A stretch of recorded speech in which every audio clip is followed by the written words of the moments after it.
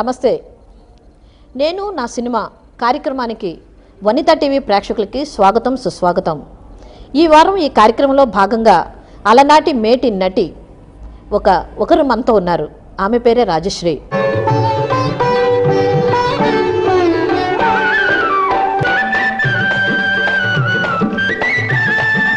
నమస్తే మ్యామ్.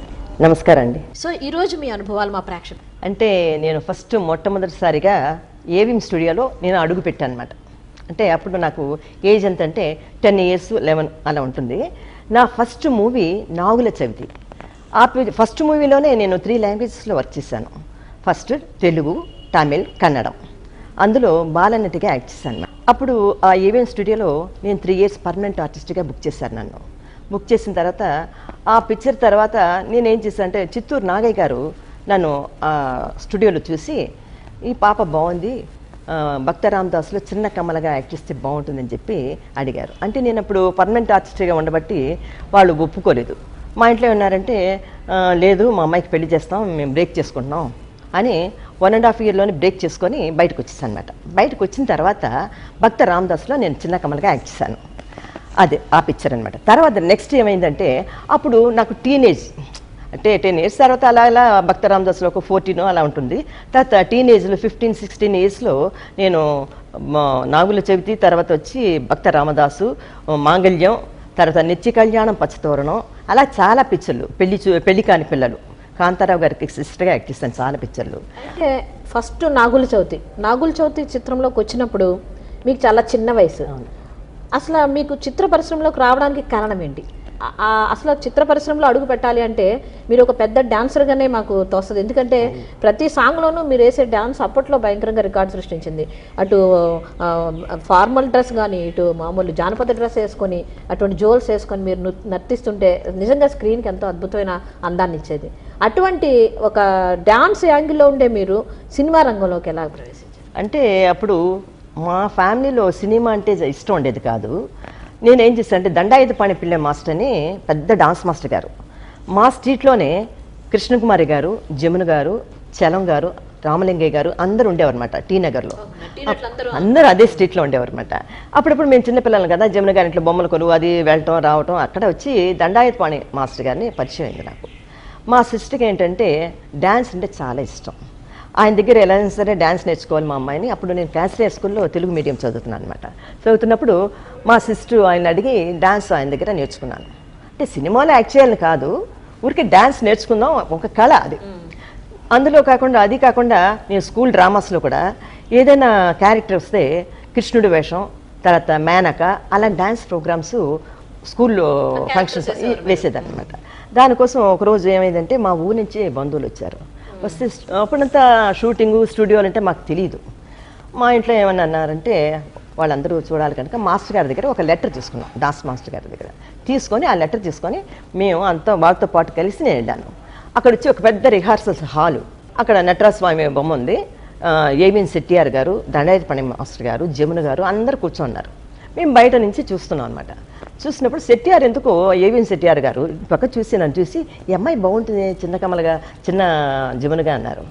అంటే అయ్యో వాళ్ళంతా ఫ్యామిలీ వాళ్ళు యాక్ట్ చేయరు అని చెప్పారు అనమాట. అంటే మా మదర్కి ఇష్టం లేదు పిక్చర్లు అవి.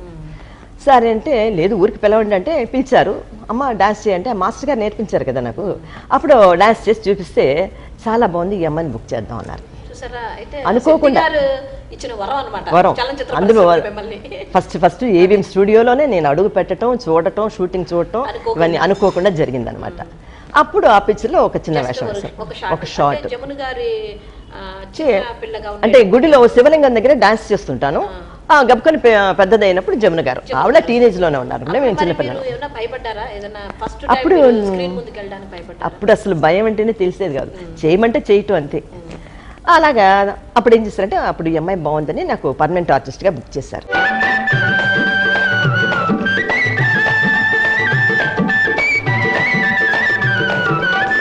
అప్పట్లో ఇలాగ ఎవరైనా మంచిగా బాగా నటిస్తున్న పిల్లల్ని ఎవరిని చూసినా పర్మనెంట్ గా ఒక 3 years అంటే మీరు ఇంకా ఆ కంపెనీలోనే వర్క్ చేయాలి, అక్కడే వర్క్ చేయాలి. ఏ సినిమా చెప్పినా ఏ క్యారెక్టర్ అప్పట్లో అలా కాంట్రాక్ట్ సిస్టమ్ ఉండేది. ఎందుకంటే నేను హంపంచి ఎగ్డాలిక్ అనే పిక్చర్లో ఇప్పుడు ఒక సాంగ్ అందులో పంజాబీ మరాఠీ ఇవన్నీ బిట్లుగా వస్తాయి.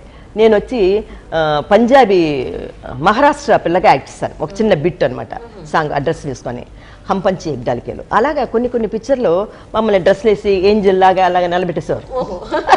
చిన్న పిల్లలం కదా, అన్నిటికీ వాడుతారు.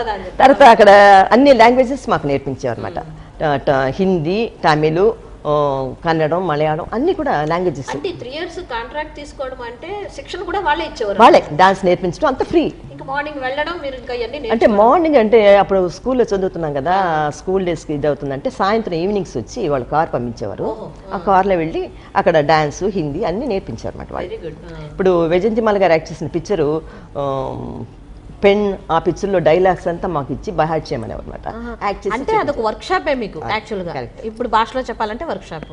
అలా నాగుల చవితిలో ఓపెనింగ్ ఒక షార్ట్ శెట్టి గారి దయ వల్ల ఒక అద్భుతమైన నటి తెరకు పరిచయం అయింది. ఆ తర్వాత నెక్స్ట్ మూవీకి ఎలా వెళ్ళారు? ఈ సినిమా నెక్స్ట్ నాగయ్య గారు చెప్పాను కదా, చిత్తూరు నాగయ్య గారు వచ్చి ఆయన చూడటం, నన్ను పిలవటం, ఆ పిక్చర్లో యాక్ట్ చేయటం. అలాగా సిస్టర్ రోల్స్ వచ్చి టీనేజ్లో కొన్ని పిక్చర్లు యాక్ట్ చేశాను, కన్నడంలో, తెలుగులో, తమిళ్లో ఎక్కువ చేయలేదు, కన్నడం, తెలుగు ఎక్కువ చేశాను అనమాట. నెక్స్ట్ భక్త రామదాస్. తర్వాత భక్త రామదాస్ లో ఏమైనా గుర్తుందా? ఏమైనా అసలు ఎలా వెళ్ళారు? అంటే నాగయ్య గారు వచ్చి చిన్న కమల్ అనమాట, అందులో రామశర్మ గారిని చిన్న రామదాసు. ఆయన చాలా పెద్ద ఆయన అనుకోండి అప్పట్లో. ఆయన దగ్గర నేను కమల్ అనమాట. ఫస్ట్ చీర కట్టడం నాకు అలవాట్లేదు, ఆ పిక్చర్లోనే కట్టా అనమాట. ఆ పిక్చర్లో చిన్న క్యారెక్టర్ యాక్ట్ చేస్తాను. తర్వాత పెద్ద ఆవిడ కమల్ అయిపోతుంది అనమాట. డైలాగ్స్ రెండో సినిమాలో డైలాగ్స్ ఉన్నాయి. ఎలా చదివేవారు అంటే డైలాగ్స్ అక్కడ వాళ్ళు ట్రైనింగ్ ఇచ్చేవారు అనమాట. అందులో ఆల్రెడీ మేము వచ్చి ఏబిఎంలో వచ్చి మాకు ట్రైనింగ్ ఇచ్చేవారు అనమాట, హిందీ, తెలుగు, తమిళ్ అన్నీ మాట్లాడటం. అదేలాగా ఇక్కడ కూడా డైలాగ్స్ నాగయ్య గారు ఉన్నారు కదా, రాసిస్తే అంటే ముందు రోజు మీకు డైలాగ్స్ ఇచ్చి చదవమనేవారా ఎలాగా? లేదు, సెట్ కొంతమంది వచ్చి సెట్లోనే ఇచ్చి అక్కడ కూర్చొని మనకి నేర్పించేవారు అనమాట షార్ట్కి ముందు. Very good. మీరు అంతే ఇంకా అప్పటికప్పుడే చదివేసి అప్పటికప్పుడు చెప్పేయటం. అంతేకాకుండా స్పాట్ రికార్డింగ్ అనుకుంటా మేడం అప్పట్లో, లేదంటే డబ్బింగ్ ఉండేది అప్పుడు కూడా? డబ్బింగ్ అప్పుడు లేదండి, లేదు, అంతా స్పాట్ రికార్డింగ్.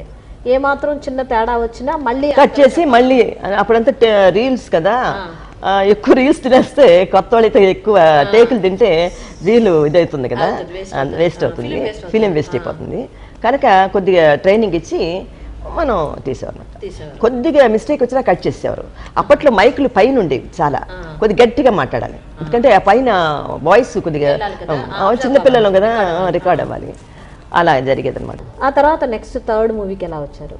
థర్డ్ మూవీ అంటే నెక్స్ట్ ఆ పిక్చర్ చూసిన తర్వాత నిత్య కళ్యాణ పచ్చతోరణంలో ఒక సెకండ్ హీరోయిన్, కృష్ణకుమారి గారు ఫస్ట్ హీరోయిన్, నేను సెకండ్ హీరోయిన్. తర్వాత స్వర్ణ గౌరి, చాలా పిక్చర్లు కృష్ణకుమారి గారితో నేను యాక్ట్ చేశారు. ఈ మధ్యలో వేరే భాషల్లోంచి కూడా మీకు అవకాశాలు వచ్చుంటాయి? కన్నడం, మలయాళంలో నా ఫస్ట్ మూవీ వచ్చి భార్య అని, రియల్గా జరిగిన స్టోరీ అది. ఆ స్టోరీ సత్యన్ అని పెద్ద హీరోయిన్ అప్పట్లో, సత్యన్ గారు అనమాట.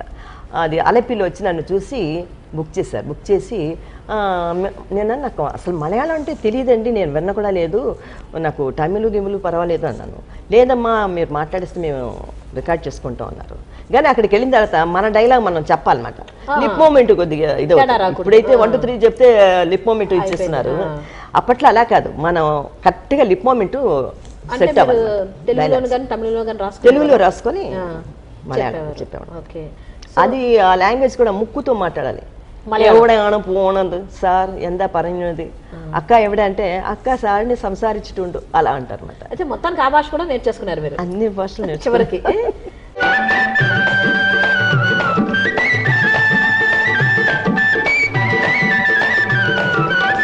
తెలుగు పిక్చర్లో ఎంటర్ అయిన తర్వాత అటు తమిళ్, ఇటు కన్నడ, ఇటు మలయాళం సినిమాల్లో కూడా మీకు చాలా చాయిస్లు వచ్చినాయి. ఆ తర్వాత మీరు అసలు పౌరాణికలోకి ఎలా అడుగు పెట్టారు? మీరు ఫస్ట్ యాక్చువల్గా మీరు నటించింది సాంఘిక చిత్రం, అది ప్రేమించి చూడు. ప్రేమించి చూడు ముందు తమిళ్లో తీశారు అంటే చెప్పండి. ఇప్పుడు ప్రేమించి చూడు ఫస్ట్ డైరెక్టర్ శ్రీధర్ గారు వచ్చి ఎంతో మంది ఆర్టిస్ట్ని వేశారు. గబుక్కని మర్నాడు షూటింగ్ అంటే ముందు రోజు నాకు ఫోన్ వచ్చిందనమాట. ఫోన్ చేసి ఇలాగమ్మా ఒక షూటింగ్ ఉంది, రేపు కార్ పంపిస్తాం రమ్మని చెప్పారనమాట. రమ్మంటే ఏంటి స్టోరీ చెప్పలేదు, ఏం లేదు, పెద్ద డైరెక్టర్ గారు ఒకళ్ళు నిజమా కాదా అని మా అక్కకి డౌట్ వచ్చింది. సస్పెన్స్. మళ్ళీ చిత్రాలయకి ఫోన్ చేసి అడిగితే మా సిస్టర్ అవునమ్మా నిజమే రేపు పొద్దున్న మార్నింగ్ కార్ పంపిస్తాం షూటింగ్ ఉంది. ఏమిటి కథ చెప్పలేదు ఏమి లేదు ఎవరు హీరో చెప్పలేదు రమ్మంటున్నారండి. సరే అని పెద్ద డైరెక్టర్ కదా అనేసి వెళ్ళాం అన్నమాట. డ్రెస్ కూడా నమ్మకం కానీ డ్రెస్ కొలతలు అవి తీసుకోవాలి మనకి కుట్టాలి కదా. ఏమిటబ్బా ఇలాగా పిలిచారు అనేసి వెళ్ళాను. వెళితే నైట్ డ్రెస్ అనమాట. ఒక సాంగ్ ఫస్ట్ అది ఒక ఇది లేని తెలుగులో నాగేశ్వరరావు గారితో ఉంది. అందులో తెలుగులో చీర కట్టాను అనుకోండి, తమిళ్లో వచ్చి నైటీ అనమాట. అది ఆ షూటింగ్ లో వచ్చి ఫస్ట్ డే ఆ షార్ట్ ఆ సాంగ్ తీస్తారు అనుభవం పుదుమే అని. అది ఫ్యాన్సీ కాబట్టి నైటీ కొనుక్కొచ్చి నైటీ వేసుకొని చూసారు. చూసిన తర్వాత బ్రేక్ తర్వాత ఆ రష్ అంతా చూసారు అనమాట. చూసిన తర్వాత ఓకే చేసి కంటిన్యూ చేశారు అనమాట. హీరో ఎవరో తెలియదు కానీ సాంగ్ సెపరేట్ సాంగ్. హీరో వచ్చి టెంట్ లో పడతారు, నాగేశ్వరరావు గారు వచ్చి టెంట్ లో పడుతుంటారు అనమాట. ఆ సాంగ్ తీశారనమాట తమిళ్లో. అదే పిక్చర్ వచ్చి హిందీలో శశి కపూర్తో యాక్ట్ చేస్తాను. శశి కపూర్, నేను, కిషోర్ కుమార్ వీళ్ళందరూ ఉన్నారు పెద్ద పెద్ద ఆర్టిస్ట్.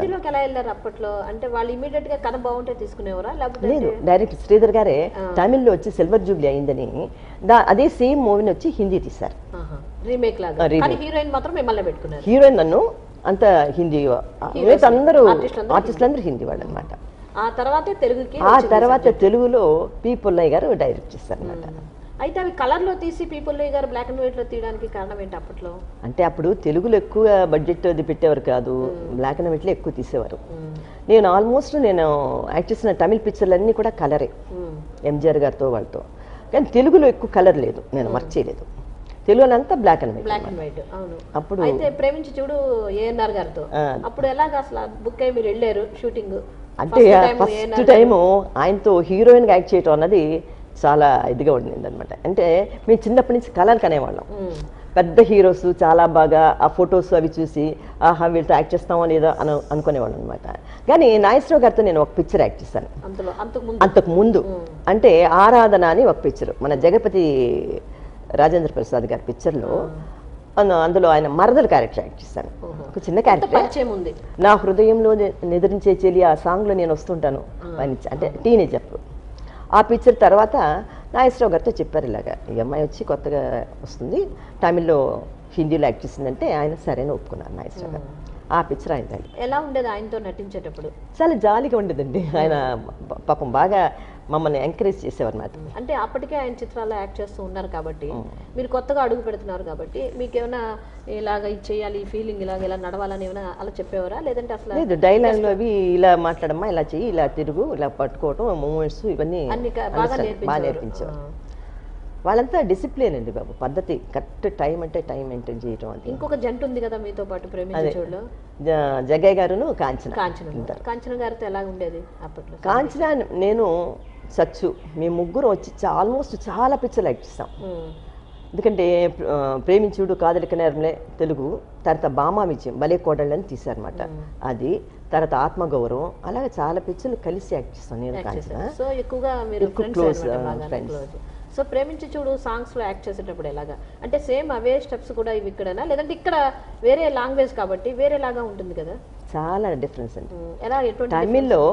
తమిళ్లో ప్రేమించుడులో వచ్చి కాదలిక నేర్మలేలో అనుభవం పుదుమైన సాంగ్లో డాన్స్ మాస్టర్ ఎవరు లేరు. డైరెక్టర్ శ్రీధర్ గారే మూమెంట్ ఇలా బెండ్ అవ్వాలి, ఇలా బెండ్ అవ్వాలి, ఆ దిండు తీసి ఇలా పెట్టి ఇలా చేయాలి, ఆ బెడ్ మీద బెడ్రూమ్ లో అనమాట ఫుల్ సాంగ్. ఆ సాంగ్ తీశారనమాట. డాన్స్ మాస్టర్ లేదు. తెలుగులో హీరాలాల్ మాస్టర్ గారిని పెట్టారు, పెద్ద డాన్స్ మాస్టర్ హీరాలాల్ మాస్టర్. ఆయన పెద్ద డాన్స్ మాస్టర్ని పెడితే ఆయన ఊరుకుంటారా? ఊరుకోరు కదా. ఆ మూమెంట్స్ అవి అందులో చీర కట్టుకొని అందులో నైటీ వేలే. పుల్లయ్య గారు అంటే కొద్దిగా ఆ టైపు పద్ధతిలో ఉంటారు కదా. శ్రీధర్ గారు అంటే కొద్దిగా లేటెస్ట్గా ప్యాంట్లు గెంట్లు వేసేవారు. ఈయన పైజామా జుబా వేసినా కూడా ఆ సాంగ్కి చీర కట్టించేవారు. మూమెంట్స్ ఎక్కువ పెట్టారనమాట. సో ఎలాగప్పుడు స్టెప్స్ అవి ఎలా నేర్చుకున్నారు? డాన్స్ బాగా తెలుసు నాకు కనుక నేను తమిళ్లో కూడా పూంబుహార్ అనే పిక్చర్లో ఫుల్ డాన్సర్ క్యారెక్టర్ నాది. అంటే దీనికోసం ప్రత్యేకంగా మీరు డాన్స్ నేర్చుకున్నారా లేదంటే? నాకు దండేశ్వర మాస్టర్ గారు నా గురువు. అంటే పెద్ద పక్కగా నేను ప్రోగ్రామ్స్ అవి ఇవ్వలేదు కానీ డాన్స్ బాగా తెలుసు. కూచిపూడి, భరతనాట్యం అన్ని తెలుసు. వెంపటి సత్యం గారు వీళ్ళందరి దగ్గర. కానీ నృత్యం తెలియడం వల్ల కూడా కొంతవరకు క్యారెక్టర్లు ఎక్కువగా సక్సెస్ఫుల్ అయ్యేవేమో కదా? అప్పటికప్పుడు నేర్చుకొని చేయడం చేయడం కన్నా కొంత మనకు అందులో బేస్మెంట్ అనేది తెలిస్తే ఖచ్చితంగా ఆ క్యారెక్టర్ లో లీనం అవుతాము, ఆ స్టెప్స్ ఆటోమేటిక్ స్పీడ్ ఉంటుంది మనకి. చాలా స్పీడ్ గా చేస్తారు మీరు డాన్స్. చాలా ఇదిగా ఉండేది. చాలా చాలా అద్భుతమైన సినిమా ప్రేమించి చూడు. చాలా చాలా ఇంకా నాగేశ్వరరావు గారితో చెప్పారు కానీ మేము ప్రేమించుడు యాక్ట్ చేసేటప్పుడు మేము షూటింగ్కి వెళ్ళినట్లు మేము ఏదో యాక్ట్ చేస్తున్నట్లు ఫీలింగే వచ్చేది కాదు మాకు. జాలీగా నలుగురు రెండు జంటలు హాయిగా వెళ్ళిపోవటం. తర్వాత నాగేశ్వరరావు గారు మేము ఆలియార్ డ్యామ్ అని ఒక చోట అక్కడే తీశారు, ఈ 3 లాంగ్వేజెస్ గెస్ట్ హౌస్ లాగా. అక్కడ వచ్చి ఈవినింగ్ అయితే ఏముంది షూటింగ్ అవుట్డోర్ అయిపోయిన తర్వాత భోజనం చేసిన తర్వాత పడుకుంటుంటే ఆయన మమ్మల్ని అందరూ లేపేవారు. ఏంటి తినేసి పడుకుంటారా, రండి వాకింగ్కి అనేవారు నాగేశ్వరరావు గారు. చాలా తమాషగా ఉండేది. అదంతా నడిపింది. అమ్మ బాబోయ్ తిన్న తర్వాత నడమంటున్నారేనా, మాకు అలవాట్లేదు కదా వాకింగ్. అలా ఒక రౌండ్ తీసేసి వచ్చిన తర్వాత ఇప్పుడు వెళ్ళిపోండి అనేవారు అనమాట. కాస్ట్యూమ్స్ కూడా వెరైటీగా ఉంటాయి ప్రేమించి చూడు. ఏంటి లెగ్గిన్స్ టైట్ గా, ఇప్పుడు ఏదైతే ఫ్యాషన్ వచ్చిందో అది లెగ్గిన్స్, ఆ తర్వాత పైన ఏమో షార్ట్ గా ఒక టాప్ ఉండేది కదా, దుప్పట. అదే ఫస్ట్ ఆ పిక్చర్ లోనే మేము అలాంటి డ్రెస్లు వేసాం అనమాట. డైరెక్టర్ కాస్ట్యూమ్స్ అంతకు ముందు వేసేవారు కాదు. ఇప్పుడు పబ్లిక్ లో అందరూ అన్ని చాలా ఇస్తున్నారు అనుకోండి. అప్పట్లో అది కొత్త అనమాట. ఇప్పుడు ఆ లెగ్గిన్స్ అనే పేరుతో మళ్ళీ ఇప్పుడు వచ్చింది, ఎందుకంటే భూమి గుండ్రంగా ఉన్నది అన్నట్టుగా. చాలా అద్భుతంగా ఆ సినిమా గురించి అనుభవాలు చెప్పారు. అయితే ఈరోజు సమయానుభవం వల్ల మేడం గారితో ఈరోజు మనం రాజశ్రీ మేడంతో ఈ వరకే మాట్లాడగలిగాం. మళ్ళీ వచ్చే వారం నేను నా సినిమా కార్యక్రమంలో మళ్ళీ మేడం గారిని కలిసి ఆమె అనుభవాలను మనం తెలుసుకుందాం. నమస్తే.